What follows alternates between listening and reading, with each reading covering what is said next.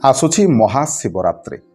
महाशिवरात्रि दिन केमिति करिवे पूजा, केउं विधि पूजा कले आपणकर समस्त मनस्कामना पूर्ण हम बा केउं विधि पूजा करिवे आपण माने आसंतु जानिबा भिडियो माध्यम रे।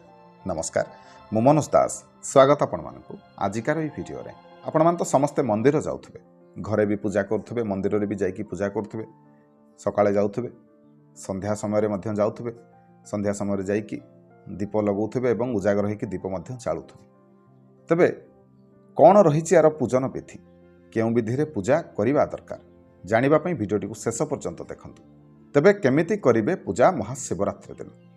प्रथमे कौन करिवे ना ब्रह्म मुहूर्त रे उठिबा पई चेष्टा करिवे। भोर 3:30 किंबा 4:30 3:30 रु 4:30 भितरे सकाळ उठी पड़िवे। ए समय शଯ୍ୟା त्याग करी जेते जल्दी आपण माने गाधेई पारिबे सेते भल। तबे गाधेइबा समय रे आपण जो जल रे गाधेइबे से जल रे किछि गंगा जल मिसांतु, मिसेइकी स्नान करंतु। गाधेइ सारिबा परे निज घर मंदिर रे पूजा अर्चना करंतु। जदि महादेव को फोटो रखिछंती बा लिंग रखिछंती ताले निहाती भाबरे प्रथमे सेठी टिके पूजा करि नियंतु। समस्त देवता मानकु गंगा जल, चंदन, किछि बेलपत्र, फूल, धूप, दीप, नैवेद्य ये सब अर्पण करि नियंतु। सूर्य उदय हेबा मात्रे सूर्य को अर्घ्य अर्पण करंतु। माँ वृंदावती पूजा करंतु।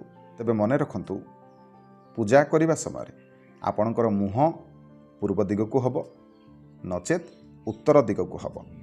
धरि नियंतु आपणकर ठाकुर घरे आपणकर जो ठाकुर रखिछंती से देवता मानकर मुह पश्चिम मुख अछि, तेबे आपणकर मुह पूर्व मुख हबो बा सामना सामनी बसी पूजा करिवे।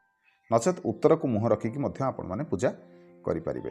जेतबेले आपण माने निज घर मंदिर रे पूजा करुथबे सेही समय रे आपण माने ई शिवरात्रि रो व्रतर संकल्प करिवे।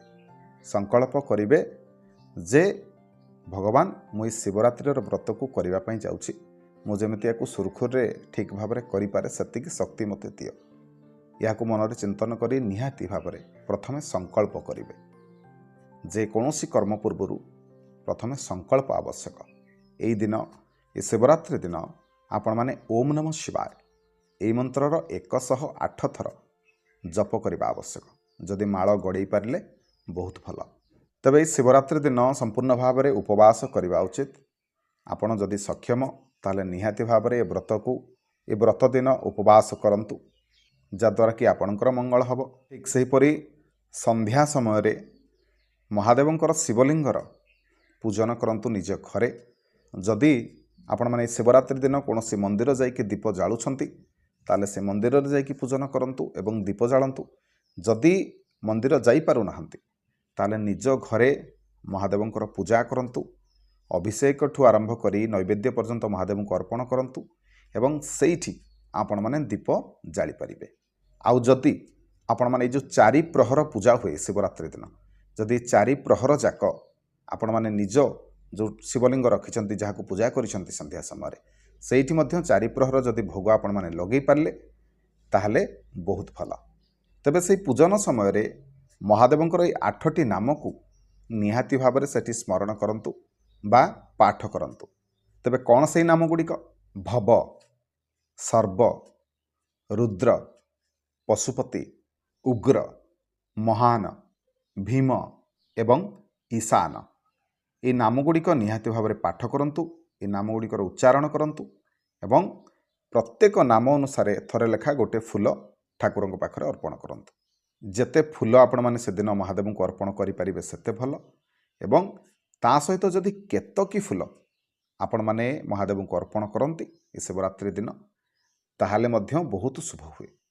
सभा शेष रे महादेव को निहाती भाव में आरती करिवे। आरती करि सारिबा परे नमस्कार करिवे। तबे एई विधि अनुसार आपण माने घरे पूजा करंतु बा मंदिर रे मध्य पूजा करंतु, जहाँकि आपणक पई शुभ हब। तबे आशा करुछि आजिकार एई भिडियोटी आपण मानकु निश्चय भल लागिथिबो।